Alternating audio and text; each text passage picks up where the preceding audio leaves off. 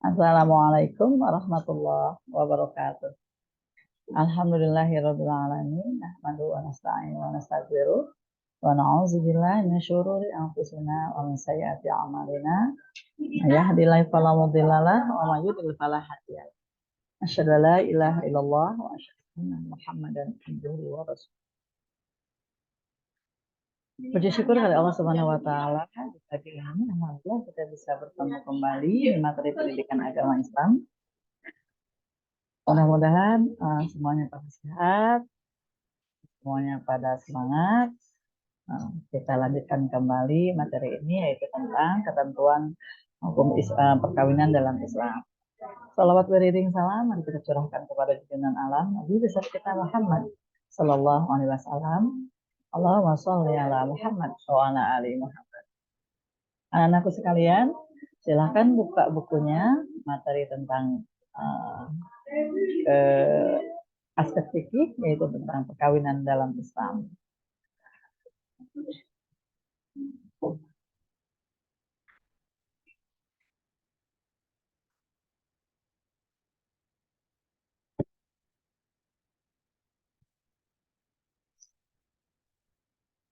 Perkawinan dalam Islam ini meliputi pengertian, ya, dalil nafsi, tujuan dan hukum menikah.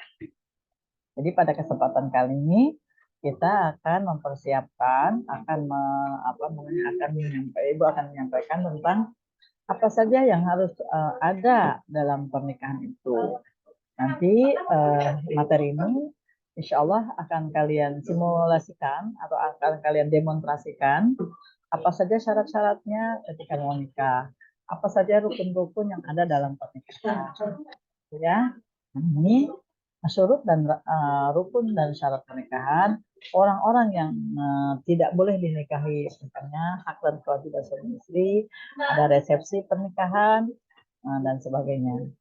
Itu maka pada kesempatan kali ini kita langsung saja kepada materinya bahwa pernikahan itu sekarang ini udah diundang-undangkan yaitu nomor 1 tahun 1974, nomor 16 tahun 2019.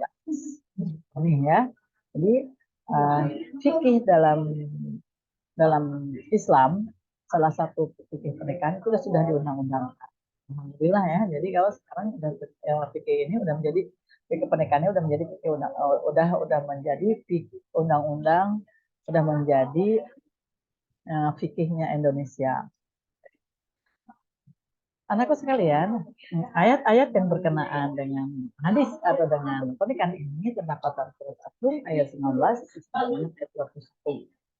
Itu diantaranya sini wa min ayatihi an khalaqalakum min turabin summa idza antum basharun tantashirun.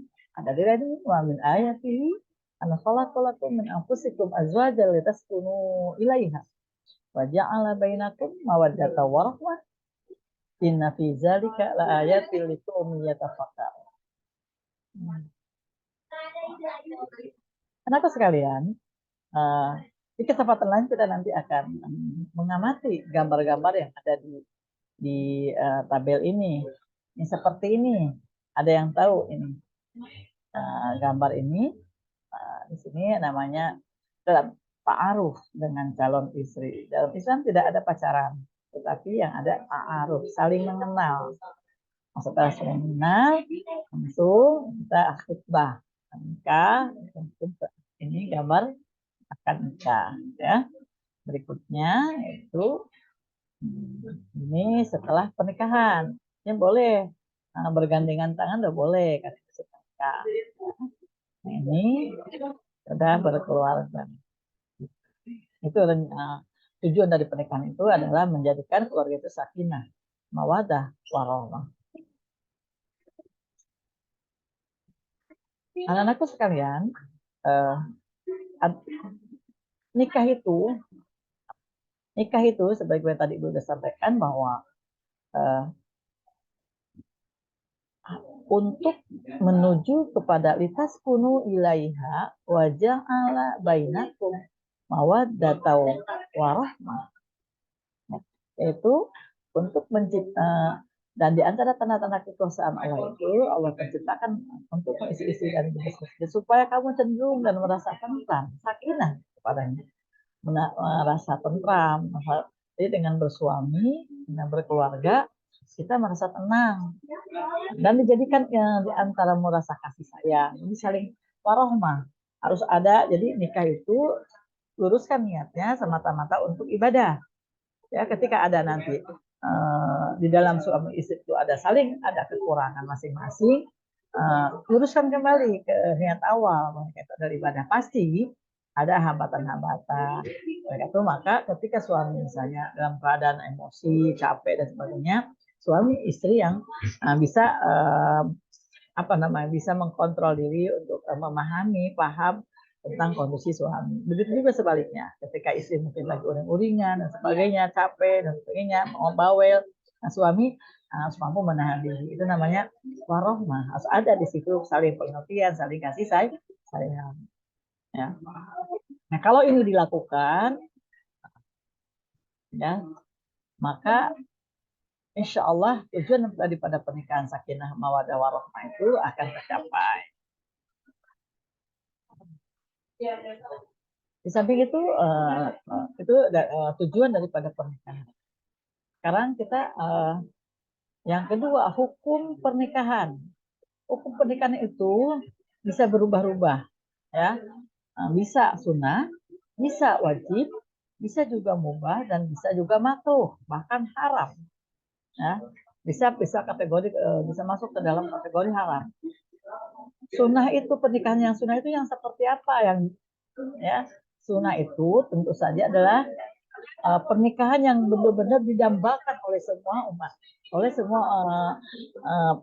wanita atau laki-laki yang berpasangan, gitu ya. Yaitu apa?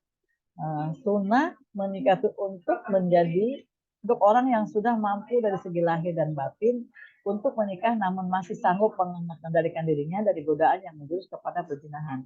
Artinya emang niat sunnah itu, nikah kategori sunnah itu emang betul-betul udah niat, udah fasilitas segala macam, misalnya udah cukup, umur udah cukup, ekonomi udah cukup, emosional udah cukup, dan dia juga mampu menahan gejolak seksualnya misalnya gitu ya, birahinya dan sebagainya, dia mampu, tetapi dia tahan gitu. Nah ketika ini kita lakukan, maka termasuk kategori ke dalam golongan sunnah. Nah itu yang mungkin yang kita idam-idamkan selama ini, bahwa nikah itu adalah sunnahku, kata Rasulullah. Maka barang siapa yang melanggar sunnahku maka bukanlah dari umatku. Oleh itu maka mari sama-sama kita berusaha untuk kita semua anak-anakku sekalian untuk menjadi kalian tuh menikah itu dalam keadaan sunnah. Nah, adapun yang kedua adalah hukum nikah itu bisa berupa wajib. Seperti apa itu? Nikah yang berupa wajib itu, wajib hukumnya mereka itu ditujukan untuk orang yang telah mampu menikah. Secara ekonomi dia mampu, mental dia mampu, suami calonnya ada, mampu dari segi lahir maupun batin. Sedangkan apabila seorang tersebut tidak menikah, ia khawatir akan terjerumus ke dalam perzinahan. Sudah layak untuk menikah, persyaratan sudah cukup, tetapi dia tunda-tunda. Jadi misalnya pacaran udah lama, padahal nunggu apa lagi? Nah, kalau sudah seperti ini, maka hukumnya adalah sudah wajib. Pacaran udah bertahun-tahun, kadang-kadang dia tidak mampu menahan menahan